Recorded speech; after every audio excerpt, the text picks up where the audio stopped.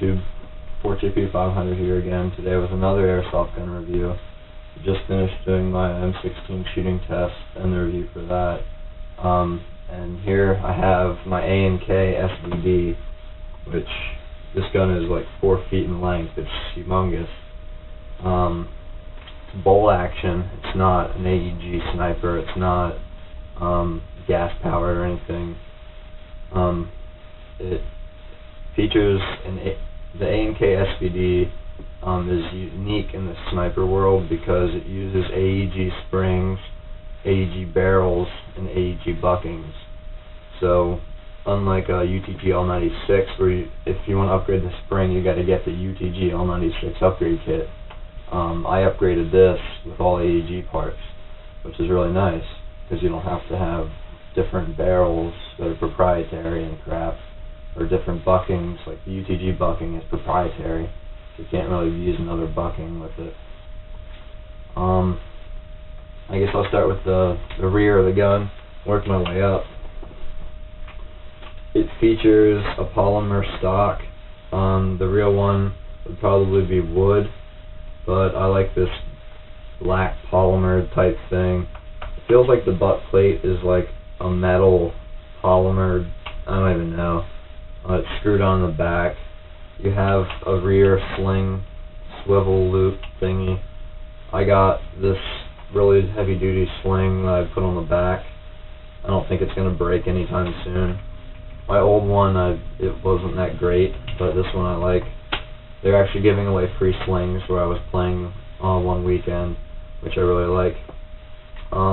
It does have, there's normally a cheek, like, it's wood and leather. There's like a cheek rest or a riser for your, if you don't have a mask on, like just for your cheek. I took it off because I wear a full face mask, and with my full face mask I can see right behind it. It does have like a pistol grip, and then the trigger assembly. On this side of the gun, your safety is right here. It will move up and down for safe and fire. The takedown lever is right here. You pull it out toward you and then rotate it 90 degrees if you want to take the dust cover off. I have my NC Star 3-9x40 scope on it, and it's mounted on a side mount. All the AK series guns have a side mount on them rather than a top Picatinny rail, and I just got this NC Star mount, which it works fine. And actually you can sort of see behind the iron sights if you look underneath it a little bit. I don't really do that, but you can kind of see your iron sights underneath it. It's kind of nice. It does come with a 60 round metal mid cap. The first generation of this gun came with a 180 round high cap, the wheel, but everyone complained because it would rattle like crazy. So you just start running and hear, and everybody would see you and shoot you. So it's nice to have a 60 round mid cap because most sniper mags hold like 25 at most safely. I know like some of the guns say they hold 30, but if you put 30 in it, it'll sometimes jam and the spring will get all screwed up. So they recommend putting in like 22 to 25. This one I can stuff it full of 60 rounds and go through a whole day of playing without even going through 2 mags. I mean, I only have 2. And you just have to note that when you put it in, you put the front lip in first, and you make sure it's lined up left and right. You can't put it in if it's like tilted to the side. It's got to be straight in, and then clicks into place, and it's not going anywhere. Mag release is in the back.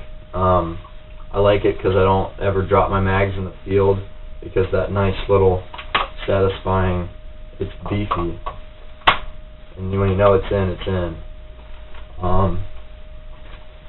Yeah, and the bolts for cocking it's on the back. It's pretty heavy. When you first get it, it's a pain in the butt. If you're a littler kid, or even if you're like 15 or 16 years old. I mean, I'm 18, but I mean, even if you are pretty strong, it is still hard to pull this back. I mean, I'm I'm left-handed, as you can see. This is my shooting hand, but my right arm is ridiculous now. Like that, I've racked this so many times. When I first got it, it was ridiculous. It bruised my hand. I just had to shoot it there. Normally, you grab a bolt with your hand facing down and you pull it. You just don't have the amount of torque you need to do it. I hold my hand like backwards, and I put the bone part of my hand against it, and I pull straight back, and I don't have a problem. But yeah, it's gonna beat you up. I mean, by the time you shoot this 500 times, you're gonna be pretty well toned. It's like doing a bicep curl with like 50 pounds, like repeatedly, and after you do that like 100 times, it like kicks the crap out of your arm. I can say that this arm is a lot stronger than it was before I had this gun. And I arm wrestle quite a bit with that arm, but I mean, this bolt is just ridiculous. It'll shoot about 480 when you first get it, maybe higher depending if you're lucky or not. But it will slow down to about 450 after you fire it a good amount.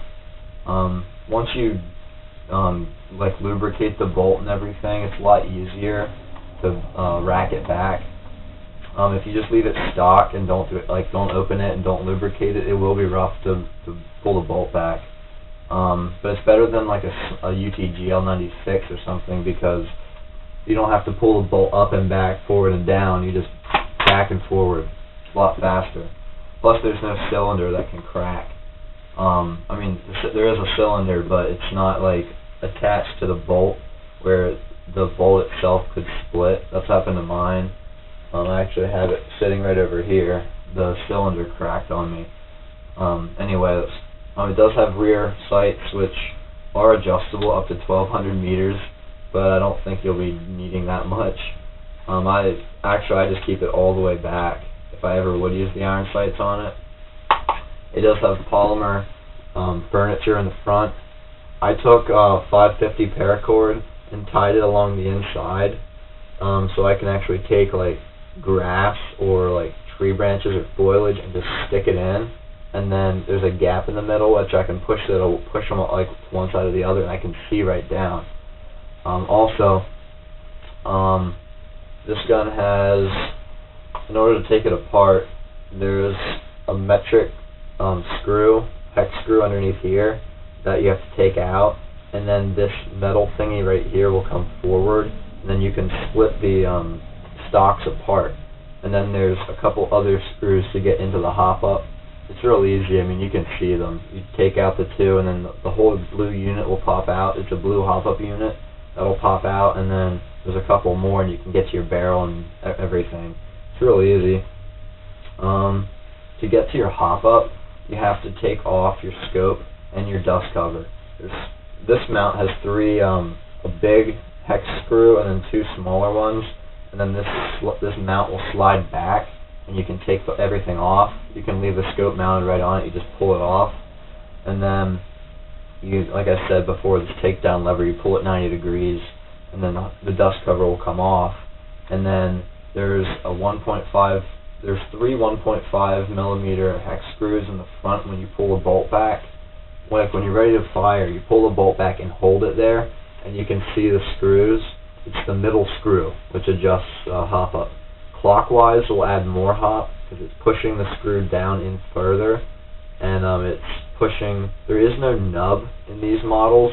They use like an inch maybe of like nitrile cord. It's like a rubber like cord. I don't know how to describe it. It's like maybe half a centimeter in diameter, and what they do is they feed it in a U shape, and then the screw pushes down on it, and that like cord, when it's curved, creates the nub, and it pushes down into your hop up.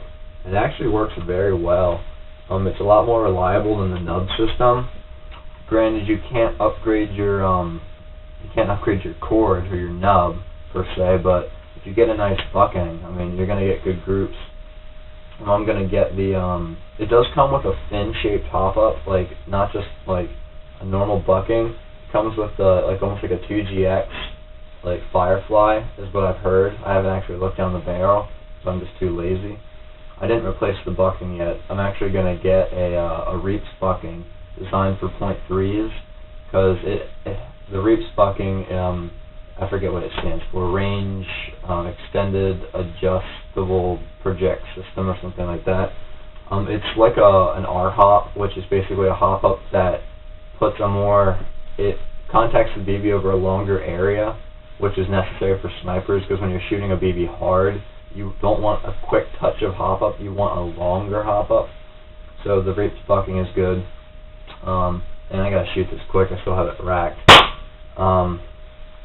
It is kind of loud, but I put a sorbothane pad in the front of the gun, and when you have a BB in it, it's actually really quiet.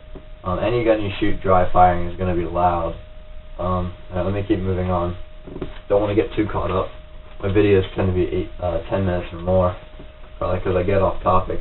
It does have the gas tube here, like the real AK would, and then there's a front sling swivel. Well, that's not really swivel, but a front sling loop on the left side of the gun, and then you have your post up here, which I tied burlap all around it, which actually does, if you look right at it, it does actually disguise the gun a little bit. I mean, if this was sitting in a bush, you probably wouldn't see it.